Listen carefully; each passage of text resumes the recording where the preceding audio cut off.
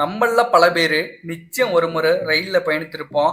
அப்படி நம்ம ரயில்ல செல்லும்போது, ரயில் தண்டவாளத்துல இந்த மாரி கற்கள் இருப்பத பார்த்திருப்போம். முதல்ல அந்த கற்கள ஜல்லிக்கற்கள் நெனச்சுக்கிட்டு இருக்கோம். அதாவது வீடுகளுக்கு யூஸ் பண்ற ஜல்லிக்கற்கள தான் ரயில்வே தண்டவாளத்துல யூஸ் பண்றாங்கன்னு நெனச்சுக்கிட்டு இருக்கோம். அது முழுக்க முழுக்க தவறு. வீடுகளுக்கு யூஸ் பண்ற ஜல்லிக்கற்கள ரயில்வே ட்ராக்ல யூஸ் பண்ண மாட்டாங்க. ரயில்வே ட்ராக்ல யூஸ் பண்ற கற்கள் நேம் பார்த்தீங்க அப்படின்னா, ட்ராக் பேலஸ்ட்ன்னு சொல்லுவாங்க. இந்த மாரி கற்கள தான் ரயில்வே தண்டவாளத்துல யூஸ் பண்ணுவாங்க. சரி வாங்க வீடியோக்குள்ள போகலாம். தண்டவாளத்துல இந்த மாதிரி கற்கள் போட்டிருப்பதற்கு பல காரணங்கள் இருக்கு. டீட்டெயிலா இந்த வீடியோல சொல்லியிருக்கேன். ஸோ ஸ்கிப் பண்ணாம பாருங்க. ரயில் தண்டவாளத்துல கான்கிரீட்டால் ஆன பீம்கள் போட்டிருப்பாங்க. ரயில் வேகமா செல்லும் போது இந்த பீம்கள் விலகாம இருக்கவும் அகன்று விடாமல் இருக்கவும் இந்த கற்களை தான் தடுக்கிறதா. அப்படி அந்த கற்கள் இல்லை அப்படின்னா என்ன தானே யோசிக்கிறீங்க. ரயில் தடம் புரண்டு விபத்து நேரிட கூட வாய்ப்பு அதிகமாவே இருக்கு. அது மட்டும் இல்ல, ரயில் பெட்டிகள் முழுக்க முழுக்க இரும்பினால் செஞ்சிருப்பாங்க.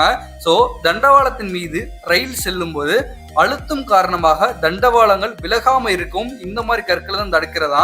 கடும் வெப்பம், நிலநடுக்கம் உள்ளிட்ட காரணங்களால ரயில் தண்டவாளங்கள் சுருங்கவும் செய்யும், விரியவும் செய்யும். இந்த மாதிரி நேரத்துல தண்டவாளங்கள் விலகுவதை இந்த மாதிரி கற்களை தடுக்கிறதா.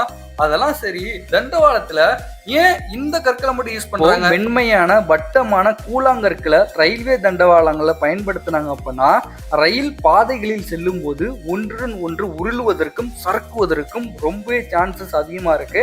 அப்படி ட்ரெயின் தண்டவாளத்துல வரும்போது உருளுது இல்ல சறுக்குது அப்படின்னா ட்ரெயின் தண்டவாளத்தை விட்டு கீழே விலகிறதுக்கு ரொம்பவே சான்சஸ் இருக்கு.